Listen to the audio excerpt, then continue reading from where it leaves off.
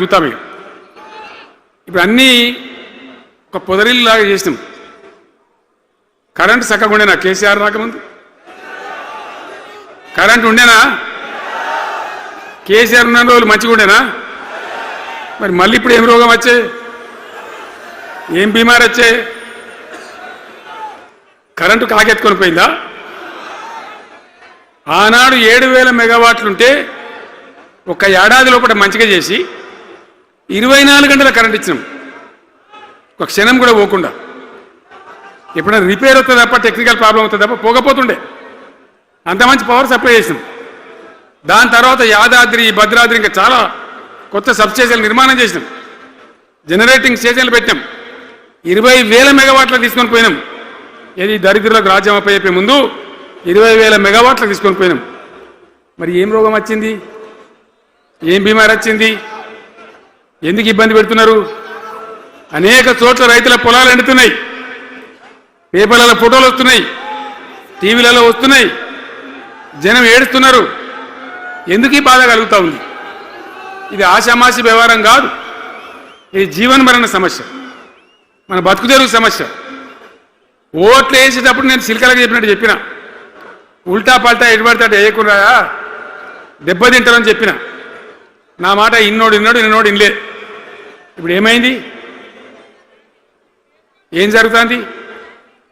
ఆ రోజు నేను చెప్పిన, వీళ్ళు కనుక గెలిస్తే ఈ దుర్మార్గులు, వీళ్ళ గుండె లోపల తడి లేదు, వీళ్ళు రైతు బంధుకు రామ్ రామ్, దళిత బంధుకు జై భీమ్. అయిందా? అట్లే పక్క ముచ్చట. ఇక ఇవాళ ఇప్పుడు జీవన్ రెడ్డి గారు చెప్పిండు, కాంగ్రెస్ వాళ్ళు సభ పెట్టినాడు, కాటారంలో బుడరంలో పెట్టినాడు, ఆడ పైసలు ఎత్తారట. ఇది ఒక్క తేపకేసి రైతు బంధు నెలకొకిస్తా,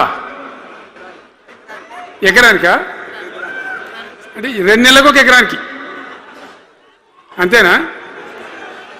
6,000 వేసినాం, మా అంత సిపాయిలని బొచ్చగొట్టుకుంటారు. ఆనాడు ఎట్లా పడేది రైతు బంధు? 10 రోజుల గ్యాప్లో మొత్తం రైతులకు వచ్చేసేది. టంగ్ మన సెల్ ఫోన్ మోగుతుండే, మంచిగా టింగున పోయి బ్యాంకుకి వెళ్ళి తెచ్చుకుంటుండే. ఎక్కడ పోయి మరి? ఏం మాట్లాడిండ్రు? ఉరుకుని బ్యాంకులో పోయి 2 లక్షలు 3 లక్షలు లోన్ తెచ్చుకొని తెల్లారే ఆనాడే సంతకం పెడతాం, లోన్లన్నీ మాఫీ అయినాయా? ఇట్లా అడ్డగోలు నోటికొచ్చిన మాటలు చెప్పి, ఇష్టం వచ్చిన కథలు చెప్పి అర్రాసు పాడవన్నట్ట. కేసీఆర్ 10,000 ఇస్తాడా, మేము 15 ఇస్తాం. పింఛన్లు 2,000 ఇస్తాడా, మేము 4,000 ఇస్తాం. వికలాంగులకు 4,000 ఇస్తాడా, మేము 6,000 ఇస్తాం అనే వరకల్లా మన వాళ్ళు మోసపోయి. నేను చెప్పిన, ఇది మోసంరా నాయన, గోసపడతాము, ఇది అయ్యేది కాదు, ఆర్థిక పరిస్థితి లేదు అని నేను చెప్పిన. ఆ రోజే మీటింగ్లలో చెప్పిన. కానీ కొద్దిమంది ఆశపడితే ఏమైంది? 1.7%తో బీఆర్ఎస్ ఓడిపోయింది. మనం కూడా 39-40 ఎమ్మెల్యేలు గెలిచినాం, ఇంకో 10 మంది కొద్ది తేడాతోనే ఓడిపోయింది. అయితే 1.7% తేడాతోనే బీఆర్ఎస్ ఓటమి పాలైంది. సరే, మంచి మాట. మరి వచ్చిన ప్రభుత్వం పనిచేయాలి కదా, వాళ్ళకు కూడా అవకాశం ఇవ్వాలి కదా. సరే, మన నాన్న వాడో వీడో కొంత దుంకులాడినా నేను మాట్లాడలే, నీ బయటికి రాలే, తక్కువ 1-2 సార్లు తప్ప రాలే. వాళ్ళకు కూడా ఛాన్స్ ఇవ్వాలి, అవకాశం ఇవ్వాలి. మనం ఎక్కసంతో ఉండొద్దు, చేయని ఏం పరిపాలన చేస్తారో చేయని, మంచిదే కదా అని చెప్పి అనుకున్నాం. మరి ఏమైతుంది? ఎక్కడ చూసినా చిల్లర మాటలు తప్ప ఒక్కటంటే ఒక్కటన్నా నిర్మాణాత్మకమైన కార్యక్రమం ఉందా? ఒక్కటన్నా ఏదైనా గొప్ప స్కీమ్ మొదలుపెట్టిందా? ఒక పొదరిల్లులాగా వడ్డించిన విస్తరలాగా తెలంగాణ మీకు అప్పచెప్పింది. ఎన్నిట్లలో నంబర్ 1 తెలంగాణ. మంచినీళ్ళ సప్లైలో నంబర్ 1, కరెంటు సప్లైలో నంబర్ 1, పర్ క్యాపిటల్ తలసరి ఆదాయంలో నంబర్ 1, రాష్ట్ర స్థూల ఉత్పత్తి GSDPలో నంబర్ 1. ఎన్నిట్లలో కేంద్ర అవార్డు రావాలి. అంత బాగా చేసిన తెలంగాణ 2.5 ఏళ్లలో ఇలా ఎవ్వని మాట్లాడించినా రైతులను మాట్లాడితే గొడవ వైడుతున్నారు. నాశనం అయిపోయిందన్న, చెడగొట్టుకున్నాం, మా చెప్పుతో మేమే కొట్టుకుంటాం ఓటును వాళ్ళు కొంతమంది బాధపడి. ఎందుకు? ఎంత మంచిగా కడుపులో చల్లగదల కూడా రైతులకు ఎట్లుండే, ఎంత బాగుండే, కరెంటుకు బాధ ఉండేనా, నీళ్ళకి బాధ ఉండేనా? యూరియా బస్తాలు ఇయ్యే శాతం అయితే లేదా ఈ ప్రభుత్వానికి? యూరియా బస్తాలు కావాలి అంటే యాప్ పెట్టినా ఉంటాడు. దుకాణంలో లేకపోతే యాప్లోకి వెళ్తాయా? ఈ దమ్ముంటే తెచ్చి దుకాణంలో పెట్టాలి, కానీ ఆ యాప్లు పట్టుకొని తిరిగితే కాళ్ళకు వాపులు వస్తాయి, బస్తాలు మాత్రం దొరుకుతలేవు. నిజమేనా నేను చెప్పేది? యాడ చూసిన ఎరువు బస్తాలు కూడా శాతం కాదు ఆఖరికి.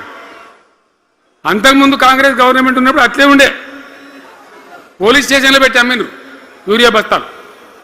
ఇవాళ మళ్ళా చెప్పుల లైన్లు, కాళ్ళకు వాపులు రావాలి. ఆటో రిక్షానికి చెప్తే 10 బస్తాలు వేసిపోరాబోయంటే పొలం కాడ వచ్చి ఎత్తుండే. ఇలా యూరియా కోసం ఇంత బాధన? ఇది ఎంత అసమర్థమైన ప్రభుత్వం, ఎంతగాని శాతగాని ప్రభుత్వం. అన్నిటికీ బాధనే కదా. బంగారం లాగున్న రైతులు ఎంత ఆనందంగా ఉండే. వానాకాలం పంటలు పండితే తడిసిన ధాన్యం కాడికెళ్ళి కొని మొత్తం బ్రహ్మాండంగా రైతులకు డబ్బులు బ్యాంకులు వేసేది, మధ్య దళారు లేకుండా. మా గంగుల కమలాకర్ వేసేది, చేయి మీద కూర్చున్నాడు సివిల్ సప్లైస్ మినిస్టర్గా, కొట్లాడి తీసుకుపోయి వేసేది. రైతులకు ముందుగా పోవాలి, వాళ్ళు పోయి మళ్ళీ సెకండ్కి పని చేసుకోవాలి. ధాన్యం అమ్మిన డబ్బులు వచ్చేది, ఇటు రైతు బంధు పైసలు వచ్చేది.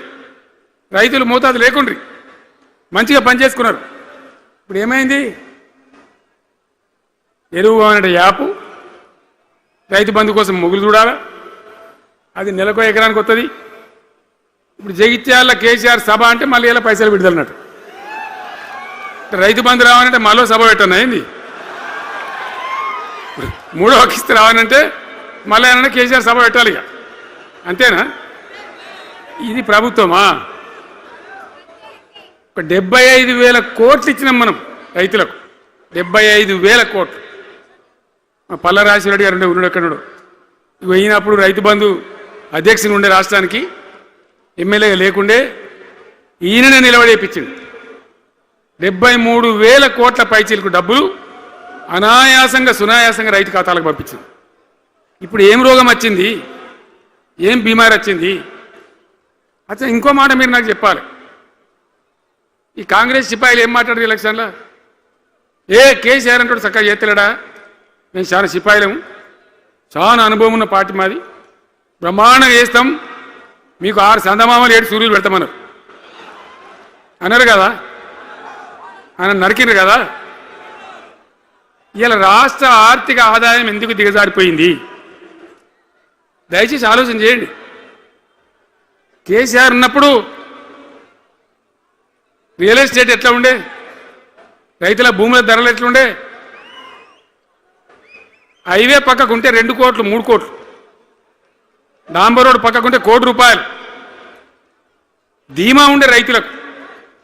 ఇంత అమ్మాయిందిరా పెళ్లి చేయాలంటే పావడంత అమ్మి చేత పోవా, వాళ్ళ దగ్గర అమ్మి చేత బిల్డింగ్ కట్టుకుంటా. ఈరోజు అమ్మేటోడు ఉన్నాడు కానీ కొనేటోడు లేడు. నిజమేనా ఈ మాట? నిజమా కాదా? ఏమైంది మరి? ఏం రోగం వచ్చింది? రాష్ట్రంలో ఏ వాళ్ళు మాట్లాడించినా, ఎవరిని అడిగినా ఇదే బాధ. ఈ విధంగా రైతుల భూముల ధరలు పడిపోయినాయి, రాష్ట్ర ఆర్థిక పరిస్థితి పడిపోయింది, మంచినీళ్ళకు గోసపడాలి, రైతాంగం అన్నిటికీ గోసపడాలి. ఇవాళ మక్కలండి, మక్కలు వచ్చినాయి, పెడితే కొంటమని చెప్పారు, కొనకపోతే కొనమని చెప్పారు. ఈ శాతగాని దొంగతనం ఎందుకు? లోపల అధికారులకేమో కొనకూడదని చెప్తున్నారు, మీది కొంటమని చెప్తున్నారు. మక్కలు కొనే ధీమా ఉందా? ఇవాళ కొంటుండ్రా? వడ్లు కొంటుండ్రా? కొనకపోగా మళ్ళీ ఇంకా బోనస్ ఇస్తామని ఒక బోగస్ మాట. ఎవరికైనా నచ్చిన బోనస్ వస్తుందా? వాటిదే బోనస్, అంత బోగస్. ఈ విధంగా పంట వేసిన కాడి నుంచి పంట కొనుగోలు దాకా బీఆర్ఎస్ ప్రభుత్వం అన్న నిలబడ్డది, రైతులకు తోడుగా నిలబడ్డది, రైతులను ఆదుకున్నది. ధాన్యం తడిసిపోతే కూడా కొన్నది. కానీ ఇలా రైతాంగం అంతా ఆగమాగం. రైతు బంధు ఎప్పుడవుతుందో తెలియదు, ధాన్యం కొనరో తెలియదు, కొంటే పైసలు తొందర